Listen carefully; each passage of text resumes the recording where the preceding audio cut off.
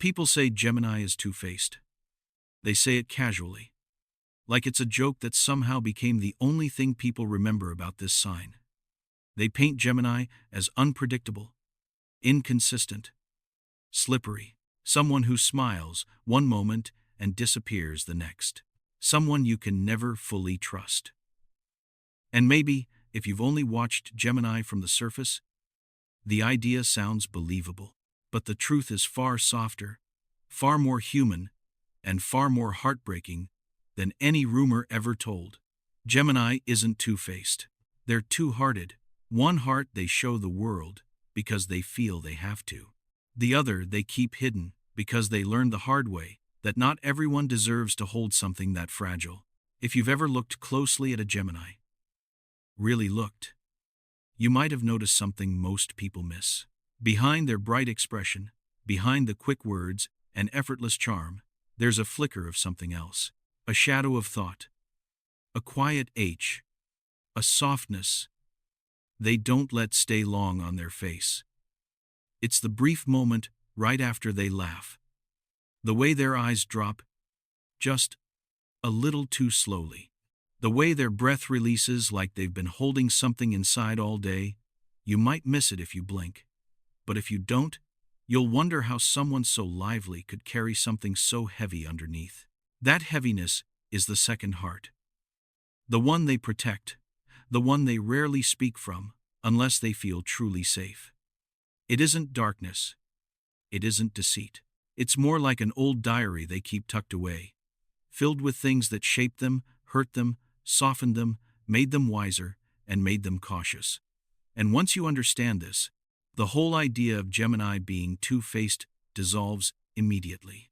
They're not hiding a darker version of themselves. They're guarding a deeper one. The first heart is the one everyone sees. The heart that observes everything. Gemini scans the world quickly, quietly, effortlessly. They read the room faster than most people realize. They catch the tremble in someone's voice, the shift in someone's mood, the way silence suddenly feels different.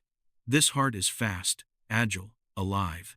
It's the part of them that adapts, that learns, that plays, that talks, that connects. It's the heart that helps them survive in a world that often feels too rigid for their fluid nature. But the second heart moves differently. It beats slower, heavier, with memories instead of impulses. It carries old disappointments, old fears, old versions of themselves they've outgrown, but never fully escaped. It's the heart that overthinks at night, even when the first heart was laughing all day. It's the heart that feels deeply, even when the world only sees their brightness. It's the heart that wants to be held yet fears being misunderstood. These two hearts don't fight each other. They orbit each other. Sometimes they trade places. Sometimes one heart speaks louder. Sometimes the other retreats. And the world, watching from outside, mistakes that dance as inconsistency. But inconsistency isn't the right word. It's sensitivity. It's adaptability. It's the emotional intelligence of someone who has had to learn how to protect themselves without shutting themselves down completely. People forget that Gemini notices things others don't. They absorb more than they should. They sense tension before it's spoken. They feel distanced energy even when no one admits it.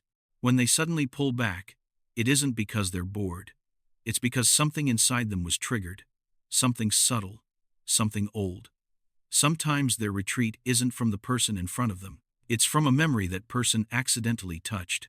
And because Gemini struggles to explain their inner storms out loud, they slip away quietly, hoping no one will ask too many questions. The truth is, Gemini disappears not because they don't care, but because they care in a way that overwhelms them. Loving for them is an internal storm, exciting, beautiful, frightening. Their first heart falls easily, joyfully.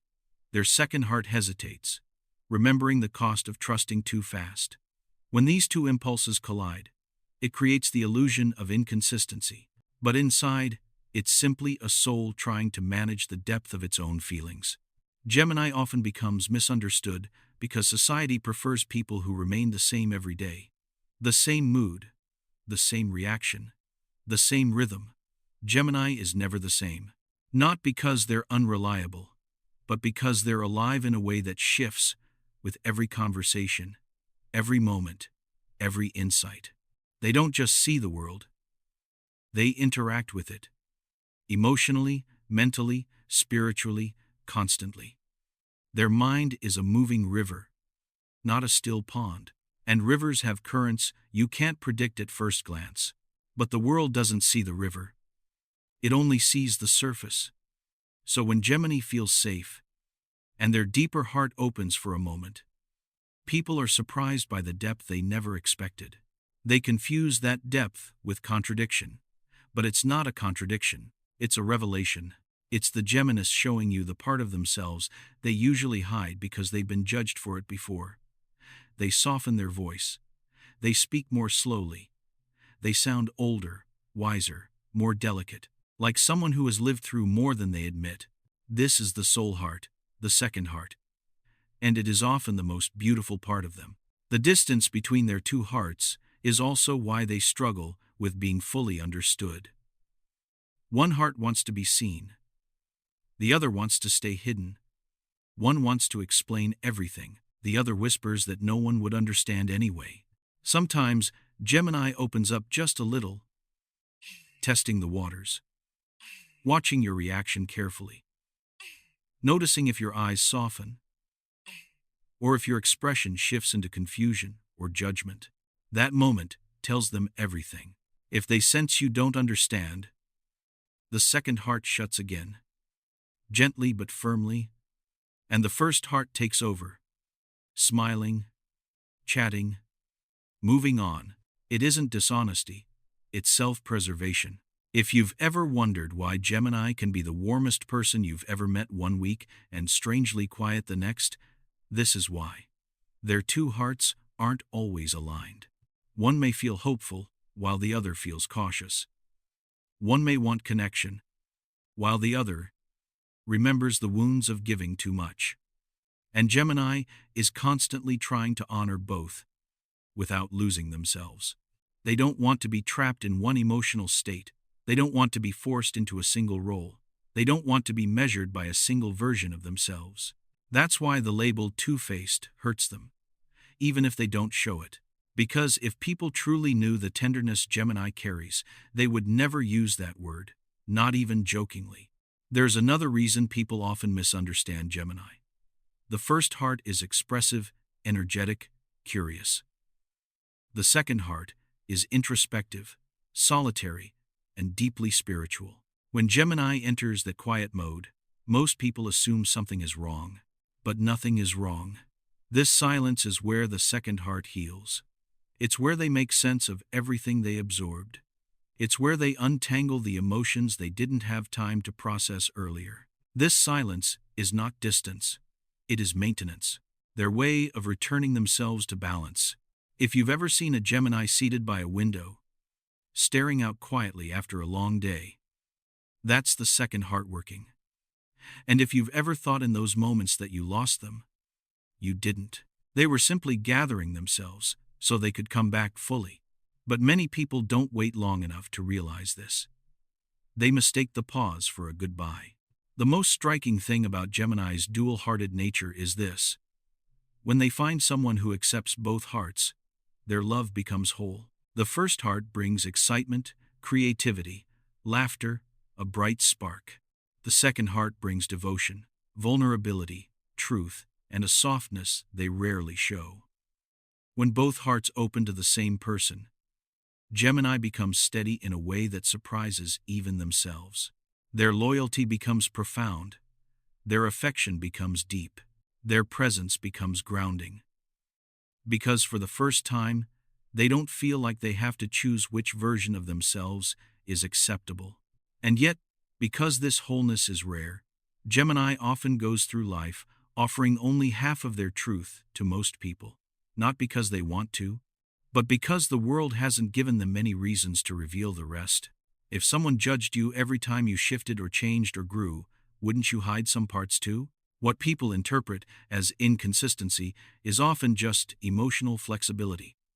What they interpret as detachment is often self-protection. What they interpret as unpredictability is often the movement of a soul that refuses to stay small. Gemini isn't trying to confuse anyone, they're trying to honor the complexity inside them without overwhelming the people around them. There is something especially tender about the second heart. It carries a loneliness Gemini rarely admits. Even when they're surrounded by people, part of them feels unseen, not because no one cares, but because no one looks deep enough. They wish someone would notice the moments their smile slips, the moments their sentences trail off, the moments their energy dims without warning. But instead of asking for help, they shift back into the lighter heart. It's easier, it's safer, it hurts less. And so, the world continues to call them two-faced. But if you've ever loved a Gemini, truly loved one, you know better. You know how easily they give joy, how naturally they lift a room, how instinctively they sense what someone needs to hear. You've seen the way they soften when they feel protected. You've felt the shift in the air when their deeper heart opens. You've heard the heaviness in their voice when they finally speak from that quieter place. It's not deception, it's depth. Gemini has two hearts because life taught them to live in two worlds at once. The outer world, where they must move quickly, adapt effortlessly, and stay bright enough to be understood. And the inner world, where their truest feelings live, waiting for someone patient enough to sit with them, listen to them, and hold them without judgment. So if you ever find yourself close enough to see both hearts, consider it an honor. Not everyone gets that far. Many people only meet the heart that performs, the heart that navigates life with quick wit and gentle humor. But if you're lucky enough, one day you'll hear the second heart speak. It will sound quieter, older, more vulnerable. And in that moment, you'll understand everything. The sudden silences, the retreats, the contradictions that never made sense. You'll realize they were never two-faced. They were two-layered, two-voiced, two-hearted. And each heart was trying, in its own way, to love and survive at the same time. When you truly understand this, something shifts inside you. You stop trying to force Gemini to be consistent. You stop expecting them to feel the same way every day. You stop asking them to explain their every change in mood. Instead, you begin to move with them. You let one heart speak when it needs to. You let the other rest. You make room for their rhythm. You learn that loving Gemini isn't about controlling their flow. It's about floating with it. And in return, something beautiful happens. Gemini begins to trust. Not just you, but themselves. They stop dividing their hearts so sharply. They stop guarding their softness with so much fear. They begin to show you the shades between the two hearts, the small confessions, the gentle truths, the vulnerable pauses, things they never share with the world because the world never cared enough to ask. You become the quiet where their second heart can rest. And in that quiet, you will see a side of Gemini no rumor has ever captured. A soul that is wise and young at the same time. A spirit that dances and aches in equal measure. A heart that has been bruised, but never stopped believing in connection. A duality that isn't deceit, but a kind of emotional artistry. When you reach this point with a Gemini, you'll look back at the label two-faced and realize how painfully wrong it has always been. Nothing about them is fake. Nothing about them is calculated. They simply grew up learning that some people only wanted the bright parts. So they kept the tender parts hidden until someone proved they were safe. And maybe that's why you're here, listening now. Maybe there is someone in your life who carries this dual-hearted nature, and you're trying to understand them better. Maybe you've misunderstood a Gemini before and want to see them more clearly now. Or maybe you are a Gemini, and for the first time, you're hearing your inner world described in a way that feels accurate finally. Wherever you stand, something becomes undeniably clear. Once you understand the two hearts of Gemini, you'll never see them the same way again. You'll see a person who feels too much and hides it too well. A person who loves fiercely but cautiously. A person who survives by moving between two emotional realms, not because they want to deceive, but because they want to live without losing themselves. And maybe, as you think about all of this, a question rises quietly inside you. After knowing these two hearts, after seeing their truth, after recognizing how deeply human they are, will you ever call them two-faced again? Or will you finally see what has always been there, two hearts, trying to become one? If only the world would let them.